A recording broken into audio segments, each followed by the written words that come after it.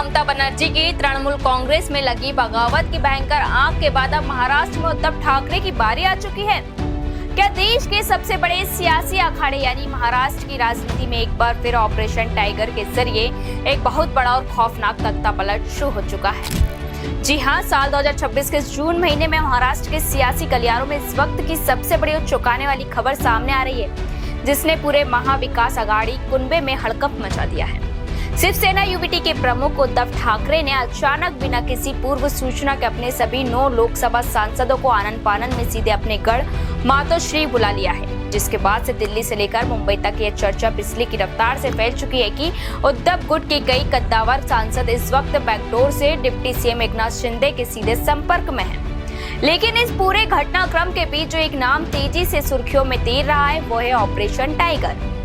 अब यहाँ सबसे बड़ा और ज्वलंत सवाल यही उठता है कि क्या सच में उद्धव ठाकरे के सांसद एक बार फिर इतिहास दोहराते हुए बगावत की आखिरी तैयारी में जुटे हैं? क्या महाराष्ट्र में फिर से साल 2022 जैसा ही कोई भयंकर और ऐतिहासिक सियासी धमाका होने वाला है, या फिर ये सब सिर्फ आगामी विधानसभा चुनावों से पहले एक दूसरे पर राजनीतिक दबाव बनाने की सोची समझी रणनीति का हिस्सा है? आइए इस पूरी इनसाइड स्टोरी को बिल्कुल विस्तार से समझते हैं। दरअसल पिछले कुछ दिनों से महाराष्ट्र की राजनीति में ये सुगबुगाहट बहुत ज्यादा तेज थी कि शिवसेना यूबीटी के कुछ सांसद राज्य की महायुति सरकार और खासकर डिप्टी सीएम एकनाथ शिंदे के रणनीतिकारों के साथ लगातार सीक्रेट मीटिंग्स कर रहे हैं। इन खबरों के बाजार में आते ही उद्धव ठाकरे के भीतर डर इस कदर बढ़ गया कि उन्होंने बिना कोई वक्त गवाए अपने सभी 9 सांसदों की एक इमरजेंसी और अति महत्वपूर्ण बैठक मातोश्री के बंद कमरों में बुला ली। और यहीं से पूरे देश के राजनीतिक पंडितों के कान खड़े हो गए कि अगर पार्टी के भीतर सब कुछ पूरी तरह सामान्य और चंगा है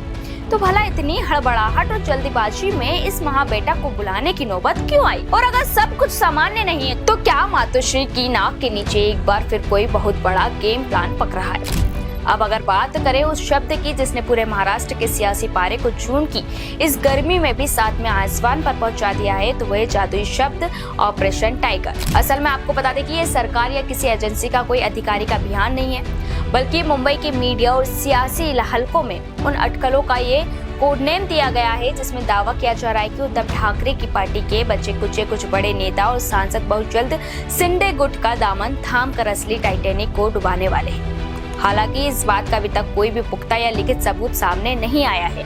लेकिन महाराष्ट्र की राजनीति का जो खूनी और धोखे से भरा इतिहास रहा है उसे देखकर कोई भी इन चर्चाओं को हल्के में लेने की भूल कतई नहीं कर रहा है। इतिहास गवाह है कि साल 2022 में एकनाथ शिंदे ने ठीक इसी तरह की एक गुप्त बगावत की शुरुआत करके न सिर्फ महाविकास आघाड़ी की सरकार को ताश के पत्तों की तरह गिरा दिया था, बल्कि बाला साहेब ठाकरे की बनाई मूल शिवसेना को भी दो फाड़ करके तीर कमान का असली चुनाव चिन्ह अपने नाम कर लिया था। उस भयंकर सियासी बवंडर के बीच उद्धव ठाकरे को अपनी मुख्यमंत्री की कुर्सी तक गंवानी पड़ी थी। पार्टी का एक बहुत बड़ा हिस्सा उनसे हमेशा के लिए अलग हो गया था और तब से लेकर आज तक उद्धव के सामने अपने बचे हुए संगठन और वजूद को संभालने की एक बहुत बड़ी चुनौती खड़ी हुई है। ऐसे में अगर साल 2026 के इस दौर में सांसदों के स्तर पर भी दोबारा टूट की खबरें सच साबित होती है तो जाहिर है कि उद्धव ठाकरे के राजनीतिक भविष्य पर एक बहुत बड़ा संकट का बादल मंडराने लगेगा। लेकिन इस पूरी कहानी का सबसे दिलचस्प और रहस्यमय पहलू यह है कि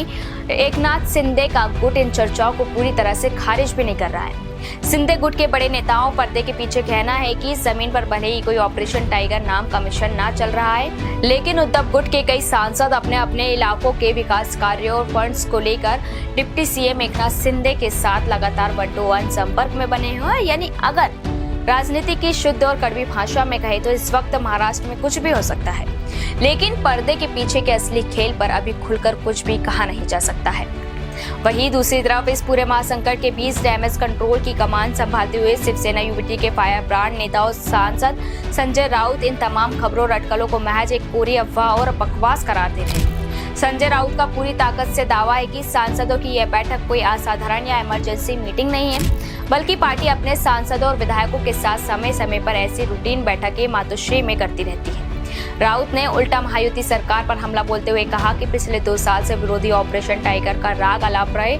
लेकिन जमीन पर आज तक उद्धव ठाकरे का एक भी सिपाही नहीं तोड़ पाए। सच बात तो यह है कि फिलहाल किसी भी सांसद ने अभी तक खुलकर बगावत का बिगुल नहीं फूका है और न ही किसी बड़े नेता ने आधिकारिक तौर पर उद्धव का साथ छोड़ने का कोई ऐलान किया है। लेकिन महाराष्ट्र की राजनीति में पिछले कुछ सालों के भीतर शरद पवार की पार्टी से लेकर शिवसेना तक जो कुछ भी अकल्पनीय खेल हुए हैं, उसके बाद अब अफवाहें और हकीकत के बीच की दूरी लगभग शून्य के बराबर रही है।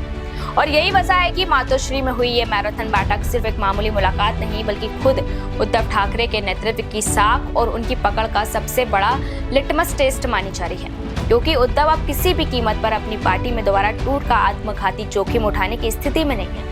लेकिन अब देखना ये बेहद रोमांचक और महत्वपूर्ण होगा कि आने वाले दिनों में ये पूरी कहानी महज एक सियासी अफवाह साबित होकर दम तोड़ देती है, या फिर महाराष्ट्र की इस बिसात पर किसी बहुत बड़े और ऐतिहासिक नए अध्याय की शुरुआत होने जा रही है।